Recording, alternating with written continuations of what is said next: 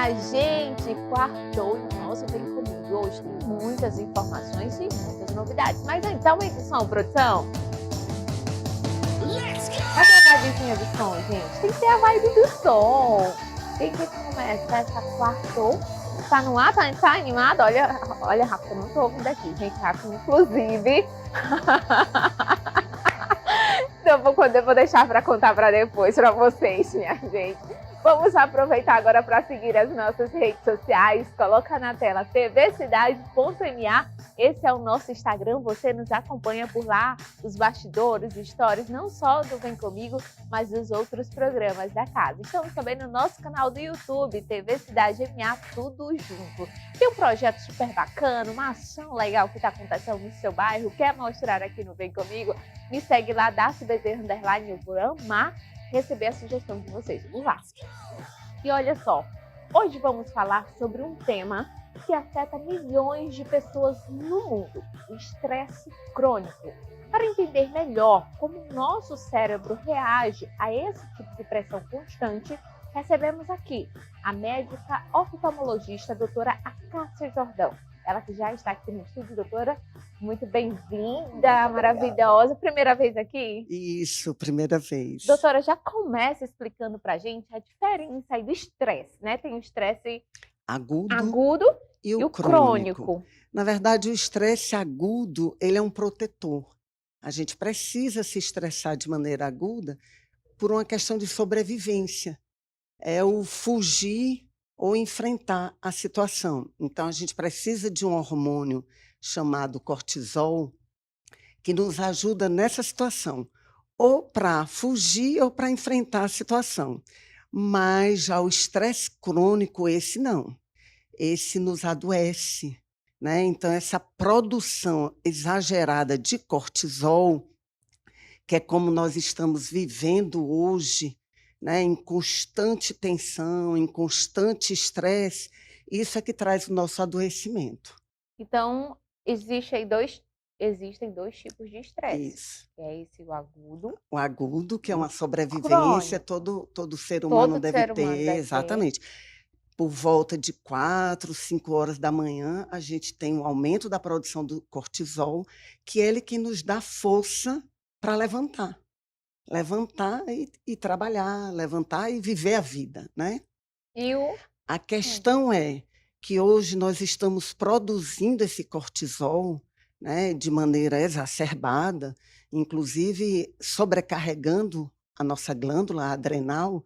Então, a gente vive em estresse constante. Aí vem o adoecimento físico, mental. Então, podem vir essas consequências, exatamente, tanto física quanto mental. O corpo sente. Totalmente.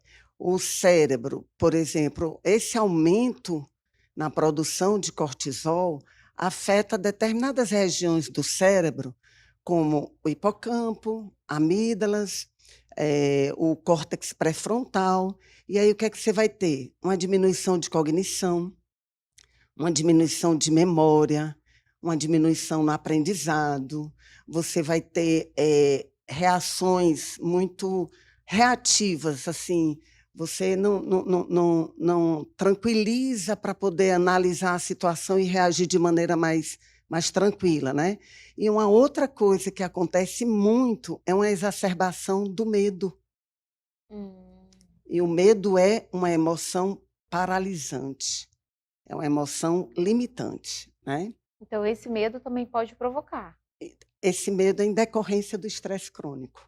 Entendi. Essa é uma questão mental, mas a gente também tem as questões físicas do estresse crônico, como baixa na imunidade, você fica muito mais propenso a infecções, você fica mais propenso ao adoecimento de uma maneira geral. Por quê? Porque você vai ter insônia, né? Você vai acabar não se alimentando de maneira adequada nos horários adequados, né? E isso faz com que você tenha um adoecimento físico de maneira mais recorrente, né? Quando você controla essa questão da produção do cortisol com alguns recursos que a gente tem, obviamente que você vai ter mais saúde. Então é algo aí para a pessoa já começar a perceber esses sinais. Não, já é Sim, algo que está me sim. afetando. Começou ali o medo Insônia, constante. insônia, ansiedade. Hoje a gente está vivendo um mundo, né, inclusive o Brasil é um país campeão Ansioso, né? de ansiedade, de depressão. Isso também tem muito a ver com a questão da segurança. A gente vive uma sociedade muito insegura nas relações, em vários aspectos. E isso o corpo sente, a gente acha que não, porque a gente tende a dissociar mente de corpo e não existe essa dissociação. E aí a mente produz ali aqueles pensamentos e o corpo vai Reagindo. reagindo. Então a mente acelerada, a mente Sim, preocupada, a gente estava sim, falando agora há pouco sobre a questão também da insegurança. É o que sim. provoca também esse A estresse? insegurança é um fator bem preponderante com relação ao aumento da produção de cortisol e, consequentemente, ao estresse crônico. E essa insegurança vai de quê? Desde de qualquer tipo de situação? Insegurança física, insegurança emocional. A criança pode sentir isso, digamos, se ela não sente que é bem protegida pelos pais, e isso pode chegar na adolescência e por aí vai. O adulto, a mulher se sentindo insegura na sociedade hoje, como a gente vê, né, alguns casos, muitos casos de feminicídio, né. A mulher depois de uma violência doméstica Ah, com também? certeza, com certeza. Desenvolve às vezes a gente tem o que a gente chama de, síndrome pós-trauma. Sim. A pessoa tem uma síndrome pós-trauma, e isso faz com que ela produza cortisol o dia todo. E aí o que que acontece? Ela não vai dormir bem, ela vai ter insônia. Então se você não dorme bem, que é o primeiro pilar da saúde, é você dormir bem, consequentemente, o outro dia você não vai desenvolver suas tarefas como deveria, né. Então, o estresse crônico, doutora, só explicando aqui mais uma vez para o pessoal de casa, ele pode causar danos permanentes ao cérebro. Físicos e mentais, permanentes ao cérebro, com certeza, porque afeta regiões anatômicas do cérebro, como eu disse, Sim. hipocampo, amígdala, o córtex pré-frontal, que eles têm as suas funções, são funções cerebrais. E se eles são afetados pelo aumento exacerbado do cortisol, você vai ter repercussões bem grandes mentais. E como lidar com tudo isso? Tem muita gente que está assistindo e diz: "Meu Deus, O e que é que eu agora? faço, Estou né? carregada do estresse, O do que é que eu estresse faço? crônico". A gente tem muito recurso, até antes mesmo da alopatia, antes mesmo de medicamentos, né, a gente tem recursos como você trabalhar a respiração consciente, isso é muito importante, porque quando você respira conscientemente, devagar, sentindo a sua respiração, dá tempo de você, inclusive, baixar essa produção do cortisol. Você monitorar, buscar ter um sono restaurador, isso também é fundamental. Você ter relações saudáveis, relações tóxicas é fator desencadeante de estresse crônico, então você procurar ter relações saudáveis, né. Exercício físico é fundamental, Faz toda a diferença. faz toda a diferença. Você ter exercício físico regular. Que seja até de baixo impacto. Por exemplo, eu sou atleta e faço exercício físico de alto impacto. Aí acaba que o Olha, corpo sente um pouquinho, mas o exercício físico de baixo impacto e regular, aí você vai ter a dosagem boa desse cortisol. doutora, e olha só, então a gente pode proteger isso, pode evitar Sim, situações mais complicadas lá na frente, como você sim, já está dando a dica, fazer aquela respiração, o autocuidado faz toda a sim. diferença. Você saber o ambiente em que você, merece estar é importante também. Olha eu Sim, dando aqui mais exatamente. amiga Umas terapeuta dicas, da umas doutora, já dicas. aprendendo, viu, já tô É. aprendendo. Saber a dizer não também é muito importante, Isso. né, doutora? Na Tem verdade, que cuidar. dizer não é bem difícil, É né. bem difícil, É mas eu tô preciso aprendendo, você doutora, tô ter aprendendo. muita, assim, muita segurança, Mas muita pelo tranquilidade, bem-estar da pelo bem-estar, pessoa é exatamente. preciso, né, doutora? É uma mudança no estilo de vida, né, para que você é preciso que você identifique os fatores. Eu não estou dormindo bem, estou com relações tóxicas, eu não faço uma atividade física regular, eu estou ansioso, eu estou com sentimentos depressivos. Então, você identificou, aí você vai atrás da solução. E a solução é mudança no estilo de vida. E quem quiser saber mais, pode entrar em contato aqui com o seu Instagram, tirar mais dúvidas. Isso. Qual o seu Instagram aqui, Meu professor? Instagram é a Cássia Patrícia Jordão. Inclusive, eu queria comentar que eu sou presidente de um Congresso Brasileiro e Internacional Multidisciplinar, e nesse congresso nós teremos palestrantes que vão lidar com essa situação que a gente chama de neurociência. A gente tem o doutor Sérgio Felipe, ele é da USP, né? É uma pessoa que tem muita experiência nesse tema, e nós teremos também doutor Marcos Santana, doutora Valéria Modesto, que vão dar palestra, inclusive, de neurociência e espiritualidade. Doutora, muito obrigada pela sua entrevista. Todo mundo vai estar agora concentrado lá no Instagram dela para saber como funciona. Até eu quero estar presente, acompanhar quando estiver mais próximo. Pode vir também para falar sobre esse encontro. E vou aproveitar as dicas, botar aquele meu óleozinho essencial, trabalhar a respiração, fazer uma corrida e cuidar mais de mim. E você aí de casa também. Doutora, beijo e volte sempre, viu? Muito obrigada pela oportunidade. E olha só, gente, já aproveita agora para seguir as nossas redes sociais. Ainda não segue? Já aproveita aí, segue o nosso Instagram, tvcidade.ma. Estamos também no nosso canal do YouTube, TV Cidade MA, tudo junto. Estamos no Facebook, no TikTok. Lá pelo nosso canal do YouTube, você consegue assistir a nossa programação ao vivo. E se você tem um projeto legal, Dácia, estou lançando um livro, tem uma ação legal, uma dança, né, Camila? Muita gente mandando aqui que está participando de dança, hein, gente? O nosso São João é no sábado do Balanço Geral. Infelizmente, essa campanha do São João já acabou. Eu fico muito feliz com o carinho, com as mensagens de todo mundo. Mas a gente vai continuar por aqui, mostrando muitas ações e muitos projetos legais. E agora nós vamos falar, gente, sobre o lançamento do livro Como Venci um Câncer Maligno. O escritor, ele conta sobre a história dele de superação, da dor até a vitória. E a gente tem a honra de receber ele aqui para falar sobre essa obra e o seu testemunho. O escritor Neiderman Amorim. Seja bem-vindo. Boa tarde. Boa tarde, Dácia. Neiderman. Neiderman. Acertou de primeira. Pronto. Parabéns. E aí, me conta essa história sua de luta, de determinação, e aí decidiu, vou escrever. Olha, primeiro é um grande prazer estar aqui com vocês, né? É um prazer enorme e falar um pouco para esse teu público, né? E assim, é uma luta, como você muito bem falou, o câncer é uma doença que hoje amedronta muita gente, né? Até muito pouco tempo, falar que a pessoa estava com câncer era como se recebesse a sentença de morte. Então, é uma doença que ainda causa muito medo e as pessoas ainda têm muitas dúvidas sobre essa questão do câncer, né? Então, o que acontece? Eu tive minha avó e minha mãe que morreram de câncer. Quando eu recebi o diagnóstico de que eu estava, de fato, com essa doença, aquele foi um choque muito grande para mim.